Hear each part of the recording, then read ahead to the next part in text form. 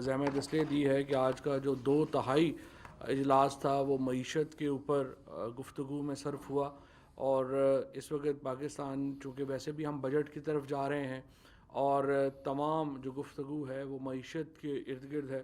اسد عمر صاحب کو زحمت دی ہے کہ وہ اس کے اوپر ایک ہمیں پورا ایک فریم ورک اور پورا ایک اس کا منظرنامہ ہمارے سامنے رکھ دیں جو اس وقت پاکستان کی معیشت کا ہے۔ اس سے پہلے جو آج کے کچھ ایڈمنسٹریٹو فیصلے ہیں وہ میں آپ کے سامنے رکھ دیتا ہوں۔ سب سے پہلے تو میں آج آپ کو یہ بتانا چاہتا ہوں کہ پاکستان کی تاریخ میں پہلا پیپر لیس کیبنٹ کا اجلاس آج ہوا۔ آج کابینہ کے اجلاس میں کوئی کاغذ جو ہے وہ نہیں ہوا، یہ پاکستان کی تاریخ میں پہلی بار ہوا ہے۔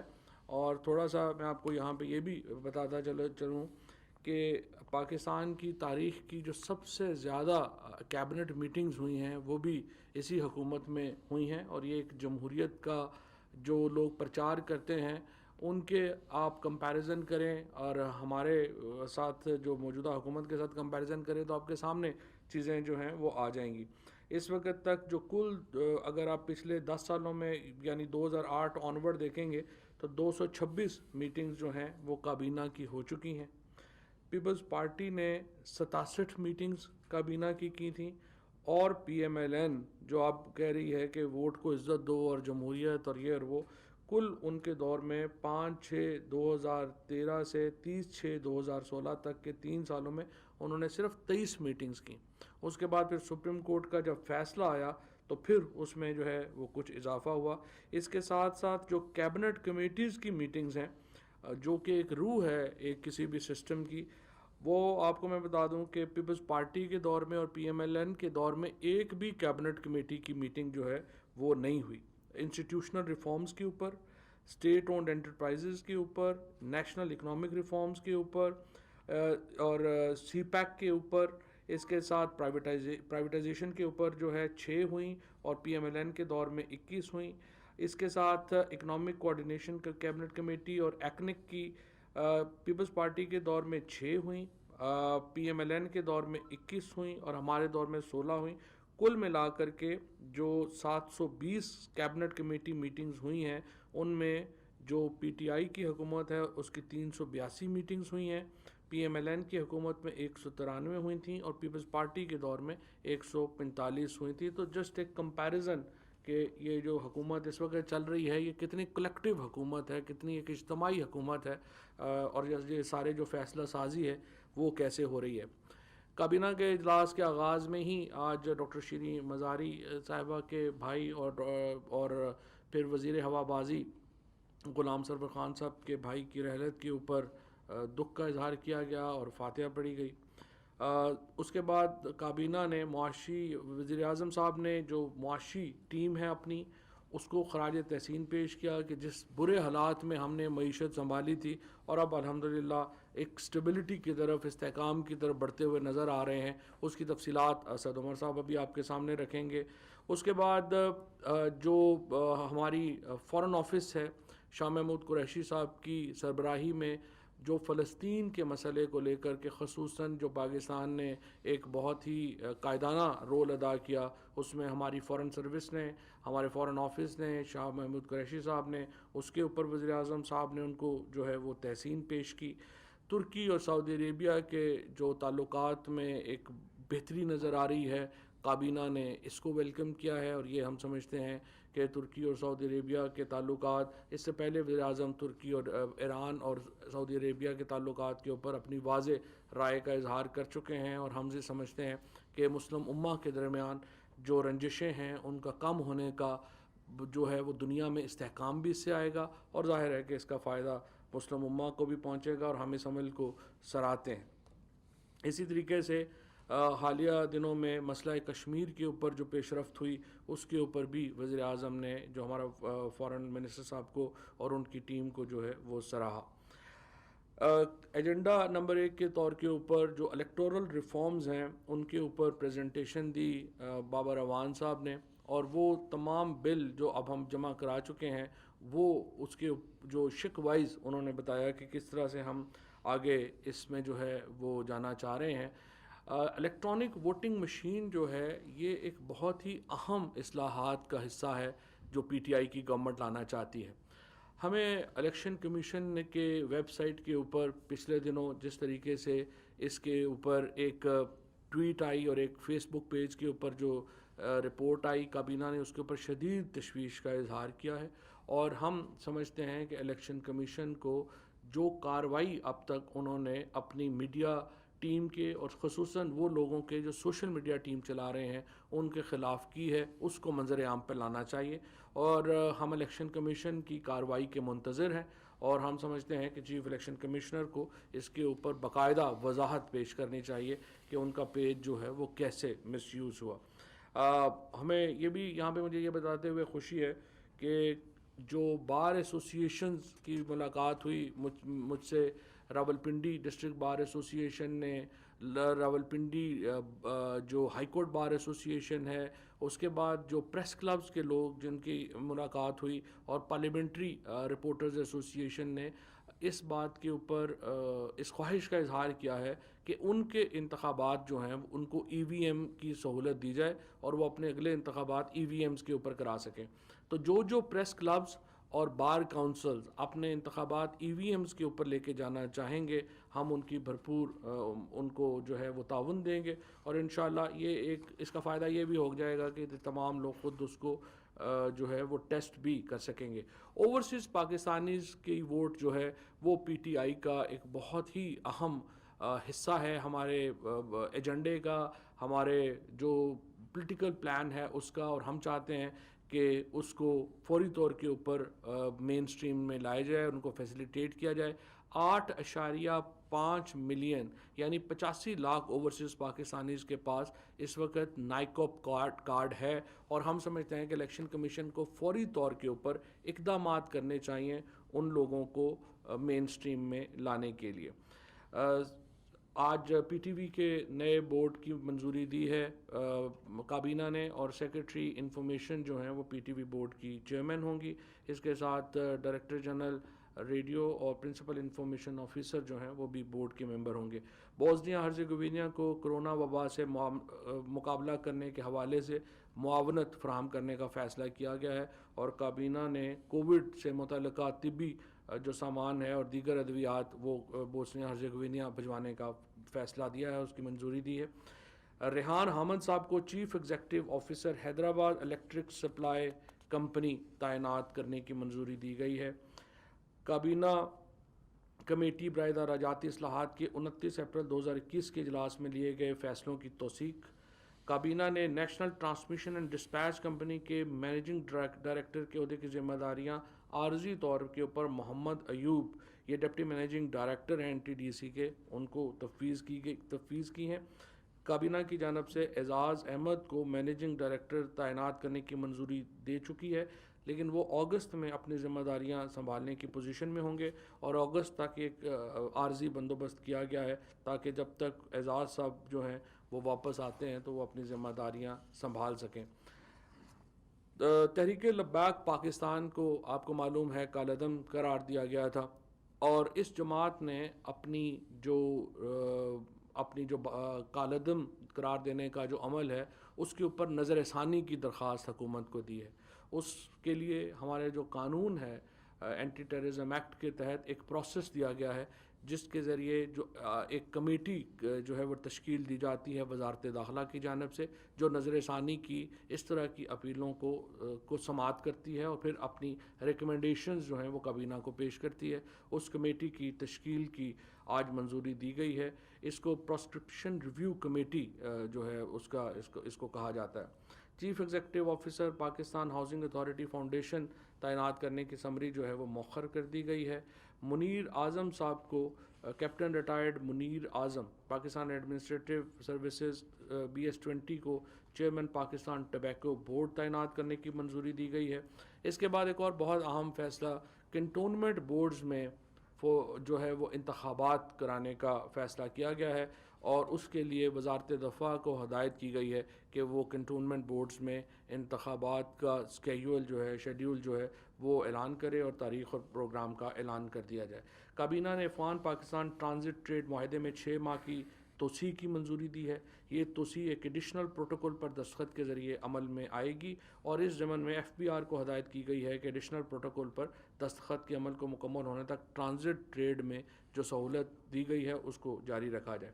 ایک اور بہت ہی اہم ایجنڈا جس کے ذریعے پاکستان میں جو سی پیک سے متعلق امور ہیں ان کو فیسیلیٹیٹ کرنا ہے.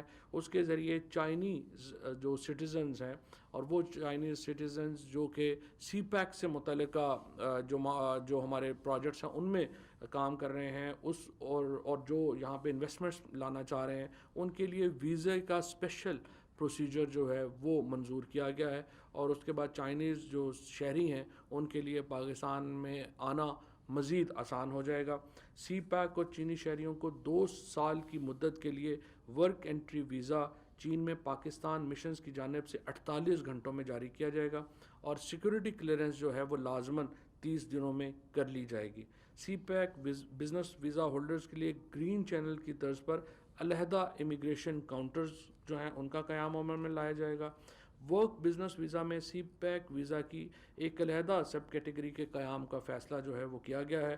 اسی طرح چین میں پاکستانی مشن اور وزارت داخلہ میں سی پیک درخواستوں پر غور کے لیے علیحدہ ڈیسک جو ہیں وہ قائم کیے جائیں گے اور اس کا مقصد یہ ہے کہ ہم جو چائنیز شہری اور سی پیک سے متعلقہ جو لوگ ہیں ان کو پاکستان میں آمد و رفت کی سہولت جو ہے وہ دے سکیں. اب جو اصل ہمارا آج کا مدعا رہا جو معیشت رہی اس پہ میں اسد عمر صاحب سے درخواست کروں گا کہ قوم کو اس پہ پرائز کریں. ابھی بعد میں. اچھا جی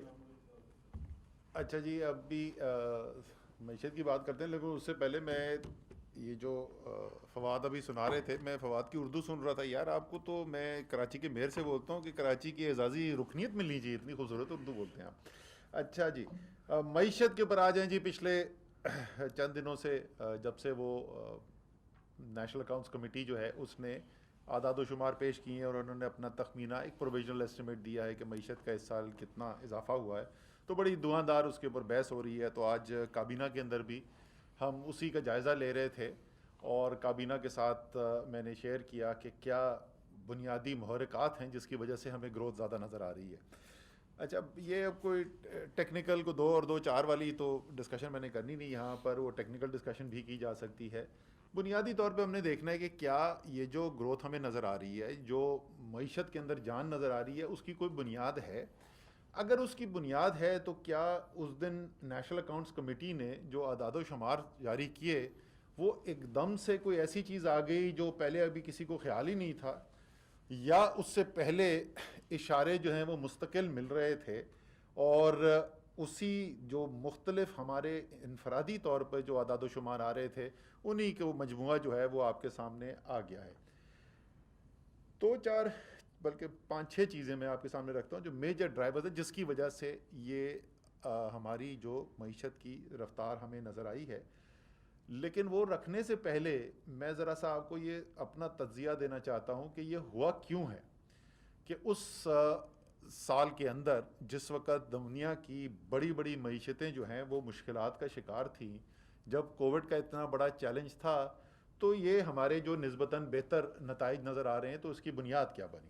میرے خیال میں اس کی بنیاد جو اس کا ابتدا تھی نا, اس کا جو پہلا جو سٹیپ تھا, فاؤنڈیشن سٹون جس کو بولتے ہیں, جس کے اوپر یہ بہتر معیشت کی پرفارمنس کی بنیاد بنی, وہ تھا وزیر اعظم کا فیصلہ کہ میں نے اپنے ملک کے کمزور طبقے کو, اپنے ملک کے غریب کو بچا کر رکھنا ہے اور کورونا کا ہم نے دفاع ایسے کرنا ہے کہ جس سے یہ نہ ہو کہ غربت میں بے تحاشا اضافہ ہو جائے, لوگوں کا روزگار بند ہو جائے. ہم جتنا بھی کر لیں اس میں کوئی شک نہیں ہے کہ لوگ پھر بھی مشکل سے گزرے. ایسا نہیں ہے کہ ہم یہ کہہ رہے ہیں کہ مشکل لوگوں نے نہیں دیکھی, خاص طور پہ وہ جو دہاڑی دار ہے وہ ہم آپ کے سامنے پہلے اعداد و شمار رکھ چکے ہیں کہ وہ ایک مشکل وقت سے گزرے, لیکن نسبتاً باقی دنیا کی نسبت جو ہے وہ بہتر رہے اور جلد وہاں سے نکل آئے. وہ جو وزیر اعظم کا فیصلہ تھا اس کی پھر بنیاد کے اوپر ظاہر ہے پھر NCOC کو ایک چیلنج ملا, پوری جو اسٹریٹجی بنائی گئی کہ کس طریقے سے ہم نے بیلنس لے کے توازن کے ساتھ چلنا ہے, معیشت کو بھی ہم نے ساتھ چلانا ہے, لوگوں کا روزگار بھی چلتا رہے اور لوگوں کی جان و مال کی حفاظت بھی ساتھ رہے. اور الحمدللہ آپ نے دیکھا بھی ہمارے جو خطہ ہے اس سے بھی اگر آپ مقابلہ کر کے دیکھیں، ہمارے مغربی جو ہمسائے ہیں، ہمارے مشرقی ہمسائے ہیں دنیا میں عام طور پہ، اور بڑی دنیا کے بڑے معتبر لوگوں نے بھی اور بڑے اداروں نے بھی اس بات کی گواہی دی کہ یہ کام پاکستان میں نسبتاً بہتر ہوا ہے. اسی طریقے سے اس کی وجہ سے معیشت کھلی رہی، اس لیے گروتھ کے نمبرز آپ کو نسبتاً بہتر نظر آئے. دوسری چیز جو ہوئی کہ کیونکہ غریب کو پروٹیکٹ کرنا تھا تو وہ جو احساس کا انوویٹو کام کیا گیا، ایک بہت چھوٹے پیریڈ کے اندر ایک پاکستان کی تاریخ کا سب سے بڑا ایک پروگرام چلایا گیا، جس کے اندر تقریباً ہر پاکستان کا تیسرا گھر جو ہے اس کے پاس یہ پیسہ پہنچا. اور ظاہر ہے کیونکہ وہ غریب لوگ ہیں تو جو ان کے ہاتھ میں پیسہ جاتا ہے وہ معیشت کے اندر دوبارہ لگتا ہے. وہ میرے جیسے یا فواد جیسے لوگ نہیں ہیں جو آدھا پیسہ اپنا بچا کے ان کی سیونگ میں چلا جائے گا. سو وہ ایک دوسرا بنیاد بنا، کیونکہ کیش جب سپینڈ ہوتا ہے، جب وہ بازار میں جا کے خرچ کرتے ہیں تو اس سے معیشت کی بڑھنے میں مدد حاصل ہوتی ہے. اسٹیٹ بینک آف پاکستان نے بڑا زبردست کردار ادا کیا، بڑے بر وقت فیصلے کیے. اور جو ایکسپرٹس ہیں وہ یہی کمپیئر کرتے ہیں اس کو، جس وقت کموڈٹی کرائسس آیا تھا 2008 کے اندر، 2007-8 کے اندر، تو اس وقت اگر اتنی تیزی سے اگر فیصلے ہوتے تو شاید اس وقت جو مشکلات دیکھنے کو ملی وہ ہمیں نہ ملتی. فنانس منسٹری نے ایک بہت بڑا آپ کو اسٹیمولس کے لیے سپورٹ پیکج انٹروڈیوس کیا. اور یہ اسٹیٹ بینک کے فنانس منسٹری کے دونوں کے جو کام تھے، اس میں جو اعداد و شمار ہیں کہ کتنا پیسہ دیا، اس سے زیادہ جو کانفیڈنس بزنس کو آیا، جو ایک خطرہ تھا کہ بزنس جو ہے وہ بالکل اپنی کاروبار بند کرنے شروع کر دیں گے، لوگوں کو نوکریوں سے نکال دیں گے، اس سے بچنے میں بہت بڑی مدد حاصل ہوئی. پھر وزیر اعظم نے خود ذاتی طور پہ جس چیز کو لیڈ کیا وہ کنسٹرکشن کا کام. آپ کو پتہ ہے اربن لیبر سب سے زیادہ، جو اربن لوگ جو دہاڑی دار ہوتے ہیں، جو سب سے زیادہ کمائی آتی ہے وہ کنسٹرکشن کے ذریعے آتی ہے. خود وزیر اعظم نے لیڈ کیا، آئی ایم ایف کے مینیجنگ ڈائریکٹر کے ساتھ خود وزیر اعظم کی نیگوسیشن ہوئی، ان سے مراعات حاصل کی گئیں.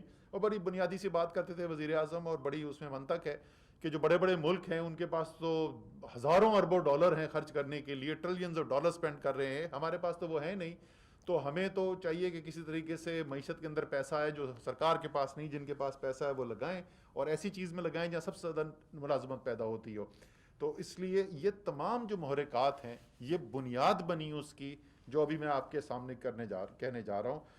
پہلے تو بات کرتے ہیں جی، اور میں یہ اس بات کا خاص طور پہ پہلے سے بتانا چاہتا ہوں، میں آپ کو تقریباً تمام چیزیں جو بتاؤں گا یہ ساری وہ چیزیں ہیں جس میں زیادہ تر میں ہر ماہ اور کچھ کے اندر جو ہے وہ ہر چند ماہ کے بعد آپ کے پاس اعداد و شمار آتے رہے ہیں. اور میری نظر سے کوئی نہیں گزرا کہ کسی نے سوال اٹھایا ہو کہ یہ ٹھیک ہے کہ نہیں ہے. تو ہم شروع کرتے ہیں جی، بڑی اچھی چیزیں وہاں سے شروع کرتے ہیں. ریمیٹنس 5.4 ارب ڈالر پچھلے سال سے زیادہ ترسیلات زر پاکستانی بھیج چکے ہیں. وہ اوورسیز پاکستانی، بیرون ملک پاکستانی جن کی فواد ابھی بات کر رہے تھے.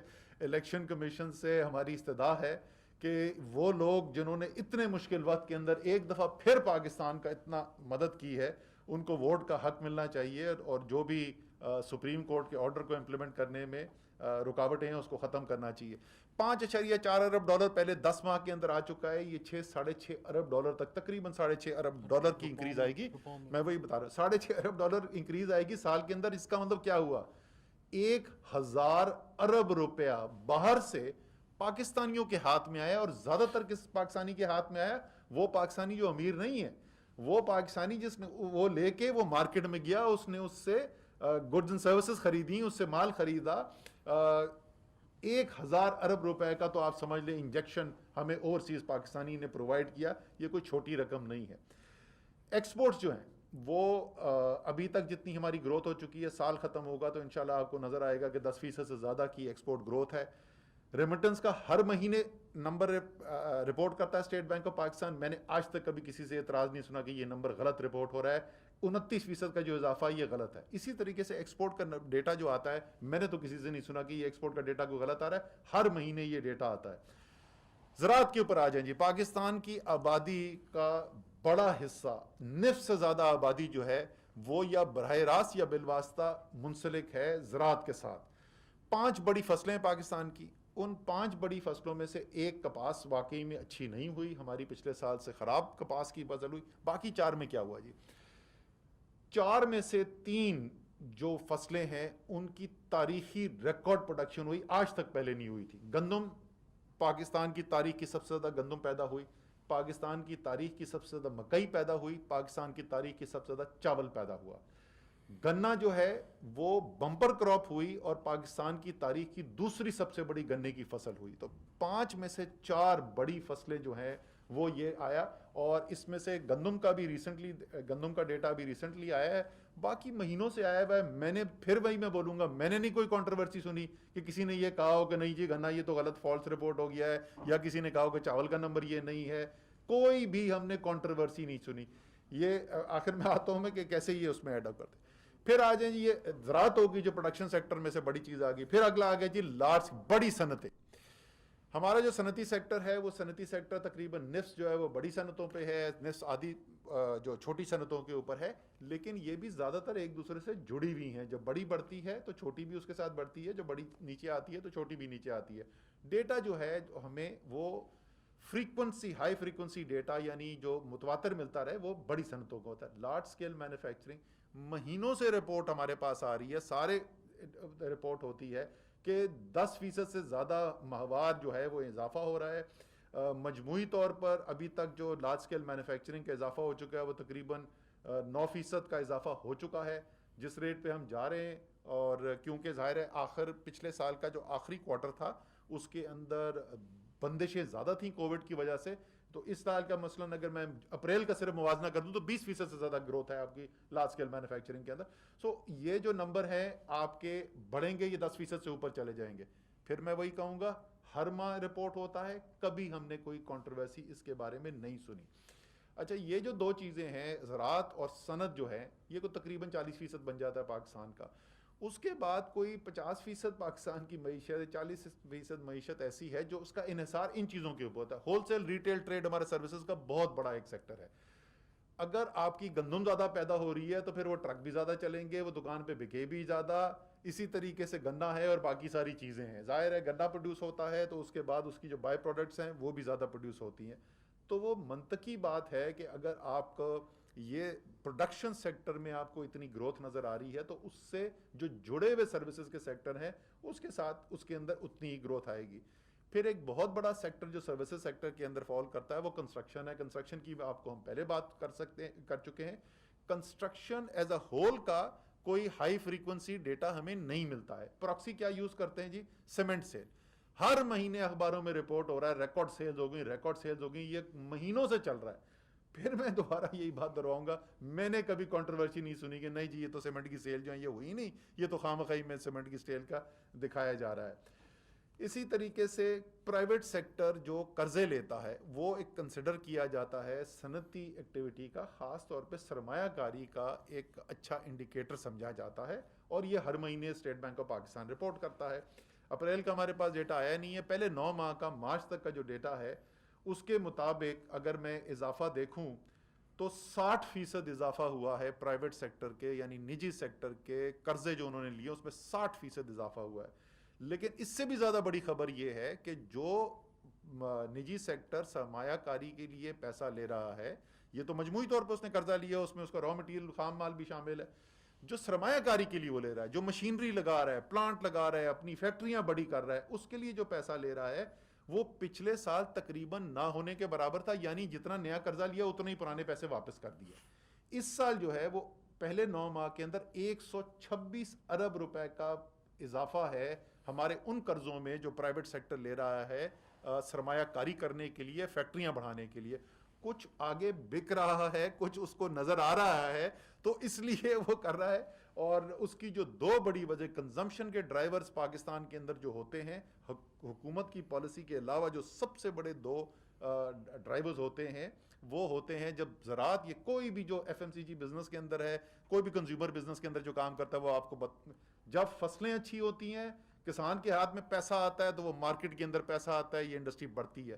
اسی طریقے سے ترسیلات زر جب آتی ہیں وہ زیادہ بڑی تعداد میں آتی ہیں، لوگوں کے پاس ہاتھ جیب میں پیسہ آتا ہے، وہ خرچ کرتے ہیں۔ تمام یہ چیزیں، احساس کا پیسہ، تاریخی ریکارڈ 200 ارب روپے دے دیے گئے ایک چھوٹے سے پیریڈ کے اندر لوگوں کو مشکلات سے بچانے کے لیے۔ وہ 200 ارب روپے جن کے ہاتھ میں آیا انہوں نے جا کے مارکیٹ کے اندر پیسہ لگایا۔ جتنی بھی آپ دیکھ لیں جس کو اکنامکس میں ہائی فریکوینسی ڈیٹا بولتے ہیں، وہ سب اس طرف اشارہ کر رہا ہے کہ معیشت جو ہے وہ تیز رفتاری اس میں بڑھتی جا رہی ہے، اس کے اندر جان آ رہی ہے. وہ 3.94 ہے کہ وہ 3.84 ہے کہ 4.25 ہے، کیونکہ دونوں طرف تنقید آ رہی ہے. آپ ایسے لوگ بھی ہیں جو کہہ رہے ہیں کہ یہ کم ہے، 3.94 نہیں ہے، اور ان کی بھی اپنے پاس آرگیومنٹ ہے کہ 4.5 ہے، 4.6 ہے. لیکن اس میں تو کوئی شک ہی نہیں. میں نے آپ کو تمام ایک ایک جز بتا دیا معیشت کا، اور یہ بھی بتا دیا کہ ہر مہینے جو رپورٹ ہوتا رہا ہے، اور کوئی کنٹروورسی اس کے اندر نہیں ہے. آخری چیز جو اس کے اندر میں کہوں گا، یہ کووڈ کے اندر بھی ہوتا تھا. آپ کو یاد ہوگا کہ امپیریل نے ایک سٹڈی کر لی، انہوں نے کہا کہ اگست کی پتہ نہیں 12 تاریخ کو جو 78,000 پاکستانی مر جائے گا کرونا سے ایک دن کے اندر. اوئے ہوئے طوفان جی، ٹی وی پہ وہ چل رہے ہیں جی، وہ سارے اینکر بیٹھے ہوئے ہیں کہ پریشان ہو گئے جی، 78,000 بندہ ایک دن میں مر جائے گا. خواجہ آصف نے دعا دار تقریر کر دی فلور آف دا ہاؤس پہ آ کے، بلاول زرداری پریشان. ہم نے اس وقت کھڑے ہو کے کہا تھا یار اس کا اشر اشیر نہیں ہونے والا. مجھے یاد ہے میں نے اس دن ٹویٹ کی تھی جس دن ہوا تھا، شاید 10 یا 12 لوگوں کی بات ہوئی تھی، وہ بھی افسوسناک ہے. اسی طریقے سے ایک آرگیومنٹ یہ دی جا رہی ہے کہ لیکن جی یہ تو ورلڈ بینک اور آئی ایم ایف کہتے ہیں تو اتنی نہیں ہو، تو ورلڈ بینک اور آئی ایم ایف نہیں کہتے تو یہ کیسے ہو گئی ہے. میں ذرا فیکٹ آپ کے سامنے رکھ دوں، شہباز رانا کو تو ضرور اس میں یاد ہوں گے نمبر. پچھلے سال جس وقت یہ فائنل کیا گیا، جس طریقے سے ابھی نیشنل اکاؤنٹس کمیٹی نے، تو انہوں نے پچھلے سال کی جو معیشت کی گروتھ تھی، شرح نمو تھی، وہ 0.38% منفی بتائی. اس سال اسی رپورٹ میں جس کے اوپر 3.94 پہ اتنا شور مچا ہوا ہے، اسی رپورٹ میں یہ لکھا ہوا ہے کہ پچھلے سال کی جو ہماری ریوائزڈ ایکچوئل آئی ہے وہ 0.47 ہے. یعنی صرف فرق جو اس وقت کہا گیا اور جو فائنل آیا اس میں 0.09% کا فرق ہے، یعنی نہ ہونے کے برابر فرق ہے. لیکن جب پچھلے سال ہم یہ کر رہے تھے تو اخبار اٹھا کے دیکھیں اور آئی ایم ایف اور ورلڈ بینک کی رپورٹیں اٹھا کے دیکھیں، وہ کیا کہہ رہے تھے. وہ کہہ رہے تھے کہ پاکستان کی معیشت سکڑے گی 1.5% سے 2% تک، 1.5% سے 2% تک. یہی نیشنل اکاؤنٹس کمیٹی کہتی ہے نہیں جی ہمارے خیال کے اندر یہ صرف 0.38%، اور وہ درست ثابت ہوئے. سو آئی ایم ایف اور ورلڈ بینک بیٹھ کے 150 ملکوں کی اکانومی کو دیکھ رہے ہیں، اور ظاہر ہے وہ جو ان کے خیال میں بہترین ہوتا ہے وہ بتا رہے ہیں آپ کو. لیکن یہاں پر ادارہ جس کا کام ہی صرف پاکستان کا دیکھنا ہے، جہاں پہ سارے ادارے مل کے بیٹھے ہوئے. اور کلوزنگ میں یہ کہہ دوں گا کہ وہ پریشانی یہ ہے کہ جی بڑے سوال پوچھے گئے، میٹنگ ہوئی، اس کے بعد فالو اپ سیشن ہوا. جناب جہاں پروفیشنل طریقے سے فیصلے ہو رہے ہو نا، جہاں پہ وزیر موصوف کی طرف سے کوئی ہدایات نہیں آئی ہوئی ہوں کہ مجھے یہ والا جواب چاہیے، تو بحث مباحثہ بھی ہوتا ہے، سوال بھی پوچھے جاتے ہیں، ڈیٹا دکھایا جاتا ہے، ریکنسیلیشن کی جاتی ہے، اور اس کے بعد یہ آتا ہے. پریشانی اپوزیشن کی تو ہمیں سمجھ میں آتی ہے، خاص طور پر مسلم لیگ نون کی تو پریشانی سمجھ میں آتی ہے. اور وہ پریشانی یہ ہے کہ وہ جو اتنی محنت سے معیشت کے بخیے ادھیڑ کے گئے تھے، تو ان کو سمجھ نہیں آ رہی کہ یہ کرونا جیسی وبا کے ہوتے ہوئے یہ عمران خان کی ٹیم نے اور عمران خان کے ویژن نے اس معیشت کو کیوں پیروں پہ کھڑا کر دیا ہے. ان کی پریشانی مجھے سمجھ میں آتی ہے، باقی دوسروں کی پتہ نہیں کیا وجہ ہے کہ کس وجہ سے سوالات ہیں. تھینک یو مرسد صاحب، آپ نے بڑا ڈیٹیل ایکسپلین کیا. 2 سوال ہیں. ایک تو آپ فرما رہے ہیں انویسٹمنٹ کا، جو investment to G D P ratio ہے اس میں آپ کا مسلسل تیسرے سال کمی آئی ہے، اور جو نیشنل اکاؤنٹس کے نمبر میں آپ نے budgeted P S D P number لیا، ایکچوئل نہیں لیا. تو اس کی وجہ سے بھی آپ کیا سمجھتے ہیں کہ یہ تھوڑا سا ایک ڈسکریپنسی ہے، ناٹ آف فجنگ؟ ابھی تک فجنگ کا یا ڈاکٹرنگ کا نمبر آپ کے لیے کوئی لفظ استعمال نہیں ہوا، ابھی تک صرف میتھڈالوجی اور اس کے اوپر سوالات آ رہے ہیں. تو investment to G D P ratio نیچے جا رہا ہے، پی ایس ڈی پی آپ نے بجٹڈ لیا ہے، ایکچوئل مائنس میں ہے، آپ کو بھی پتہ ہے خرچہ. اس کا کتنا امپیکٹ ہے گروتھ کے اوپر؟ دوسرا آپ فرما رہے ہیں کہ ایکسپورٹس کا اور ریمیٹنسز کا ڈیٹا آ رہا ہے، اور اس پہ کسی نے سوالات بھی اٹھائے. بالکل ریمیٹنسز کے اوپر تو کوئی کویشچن نہیں ہے، لیکن جہاں تک ایکسپورٹس کا تعلق ہے، آپ کا جو پی بی ایس ہے اور جو اسٹیٹ بینک آف پاکستان ہے، اس کا جو رپورٹڈ نمبر ایکسپورٹس کا ہوتا ہے اس میں ہمیشہ سے فرق ہے، اور آج سے بھی پرانا ہوتا ہے.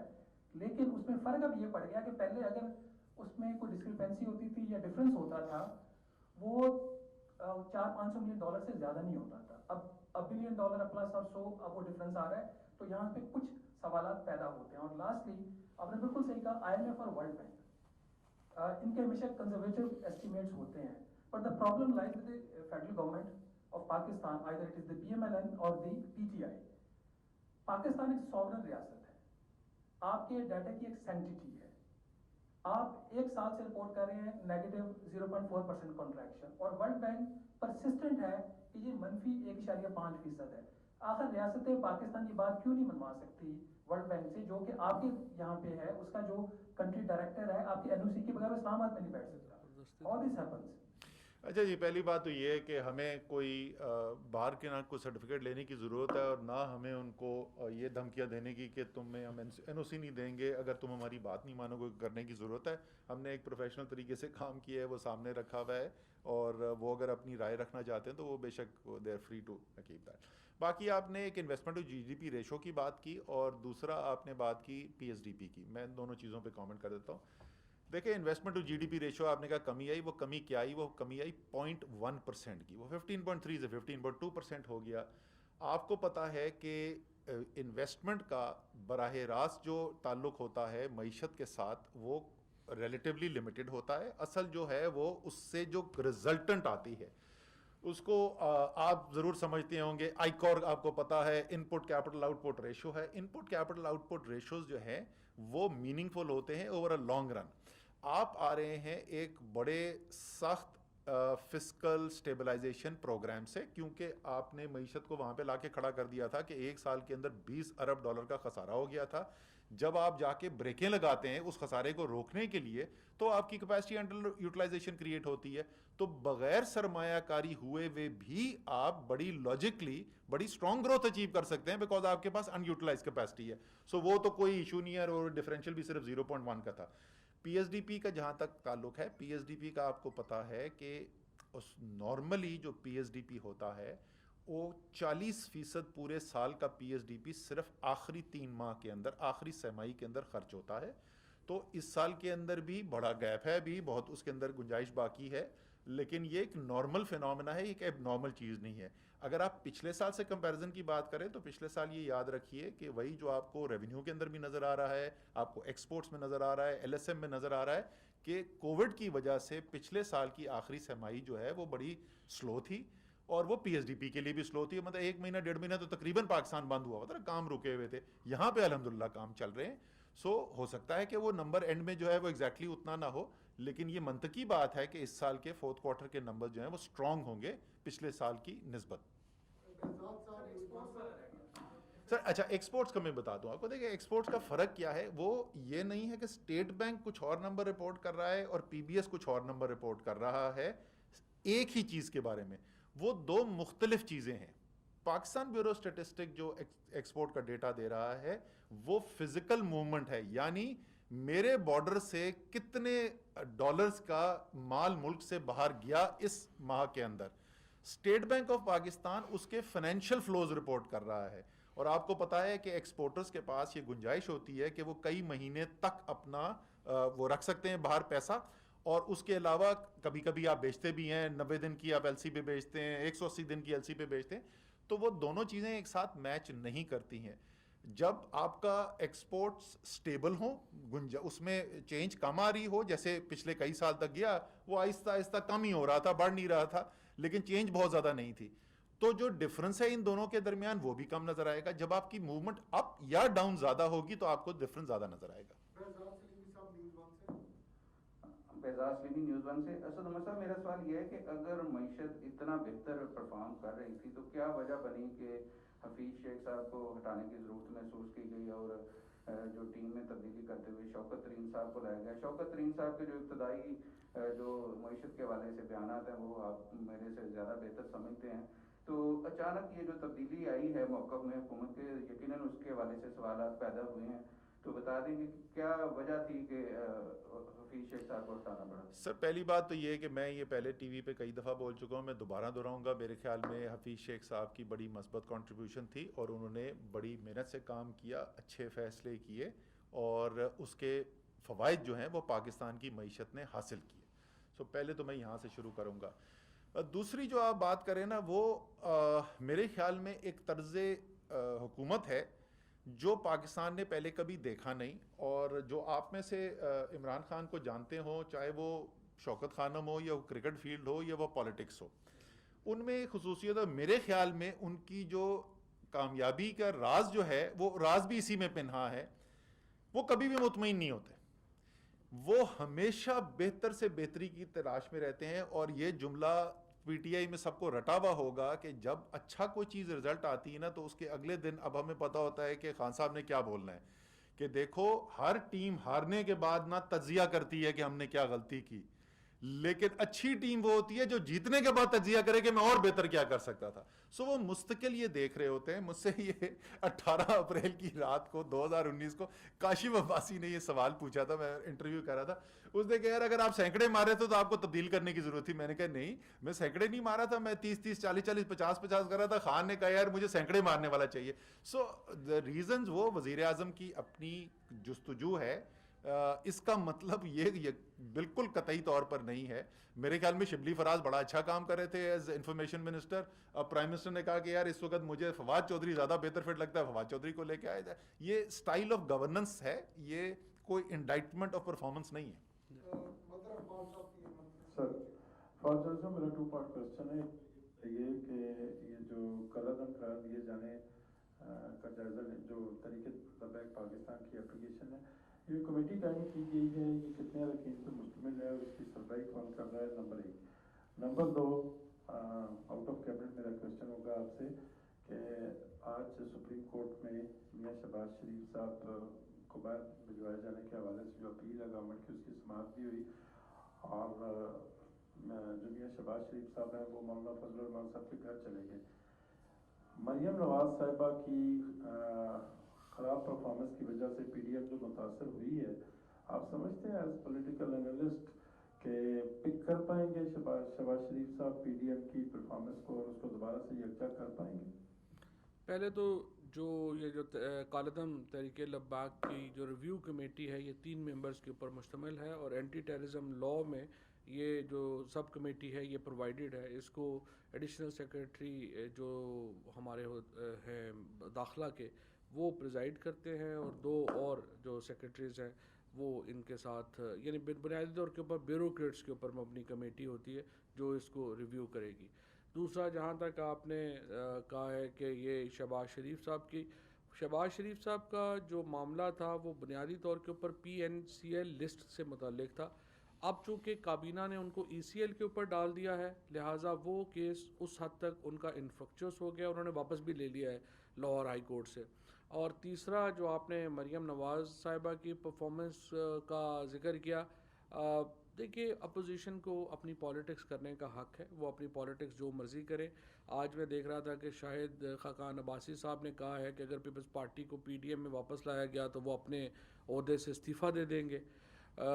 یہ ایک PDM کے اندر ایک اپنی لڑائی ہے. میں سمجھتا ہوں کہ چونکہ کوئی جماعت یا اتحاد جب نظریے کے اوپر قائم نہ ہو, ان کا کوئی کامن ایک ایسا آپ سمجھیے کہ ایسا خیال نہ ہو, ایک ایسا نظریہ نہ ہو جس کے اوپر اپنی ذات سے آگے آپ جا سکیں, وہ چیزیں زیادہ دیر رہتی نہیں ہیں. اور اسی لیے ہم دیکھ رہے ہیں کہ PDM ہمارے سامنے بالکل بکھر کے رہ گیا ہے.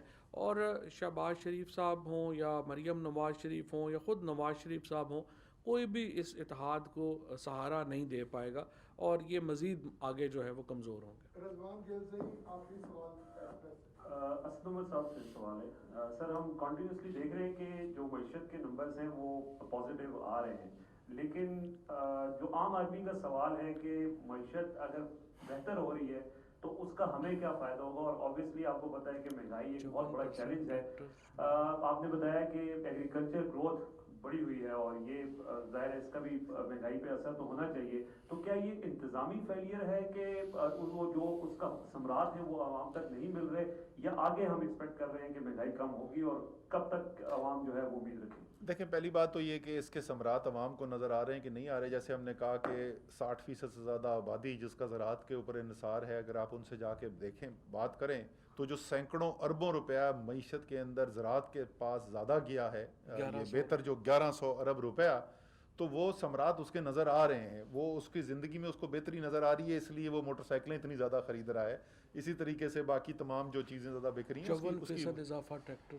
اس کی وجہ یہی ہو رہی ہے.